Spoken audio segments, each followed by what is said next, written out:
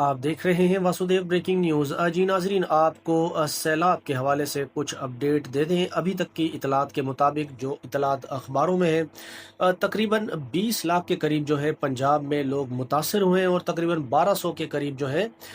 دیہاتوں میں پانی چلا گیا، جس کے بعد بڑے پیمانے پر لوگ ڈسپلیس ہو گئے ہیں، نقل مکانی کرنے پر مجبور ہو گئے ہیں، اور امدادی کارروائیاں بھی چل رہی ہیں۔ اس میں اب پنجاب سے کچھ رپورٹس اس طرح کی آ رہی ہے، جو پنجاب کے بیسڈ یعنی لاہور بیسڈ صحافی ہیں، وہ کہتے ہیں ایک تو سیلاب کے حوالے سے پاکستان کا جو نیشنل میڈیا ہے وہ 20% بھی نہیں دکھا رہا، جو تباہی ہوئی ہے وہ ٹی وی پر بیان نہیں کی جا رہی۔ پھر اس کے علاوہ انہوں نے ایک چیز اور بھی بتائی ہے کہ جو سیلاب میں ایک تو حکومت مدد کرتی ہے، پھر اس کے علاوہ ہزاروں جو ہے تنظیمیں ہوتی ہیں، لوگ اپنے مدد کرنا چاہتے ہیں لوگوں کی، تو ان کو پنجاب میں حکومت کی جانب سے یہ کہا جا رہا ہے کہ آپ نے جو بھی چیز تقسیم کرنی ہے تو اس پر آپ مریم نواز کا اگر اسٹیکر لگائیں گے تو پھر اس کے بعد یہ آپ چیزوں کو تقسیم کر سکیں گے۔ تو اس طرح کی بھی اطلاعات ہے۔ باقی تباہی بڑے پیمانے پر ہے،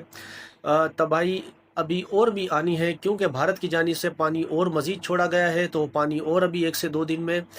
پاکستان آئے گا، تو سیلاب اونچے درجے کا مزید آئے گا۔ پھر افغانستان سے بھی اچھی خبریں نہیں ہیں، وہاں پر تقریباً 6 کا جو ہے وہ زلزلہ بھی آیا، جس کے نتیجے میں تقریباً 600 سے زائد جو لوگ ہیں وہ اس میں جاں بحق ہو گئے ہیں،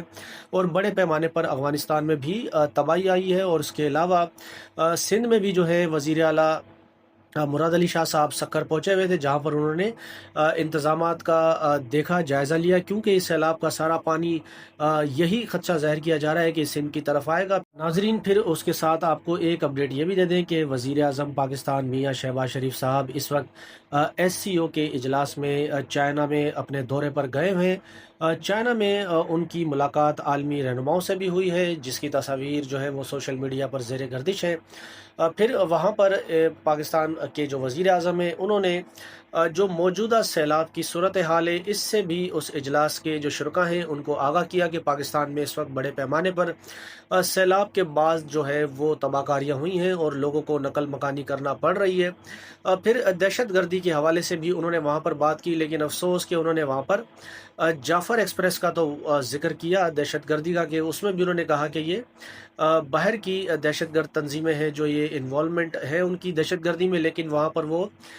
بھارت کا یا مودی کا کہیں پر بھی تذکرہ نہ کر پائے وزیر اعظم میاں شہباز شریف صاحب۔ باقی انہوں نے ادھر ایک بات یہی کہی کہ میرا تقریباً 1.5 سال کا عرصہ ہو گیا حکومت میں، ایک کیس بھی کرپشن کا جو ہے وہ میری حکومت میں ابھی تک نہیں آیا۔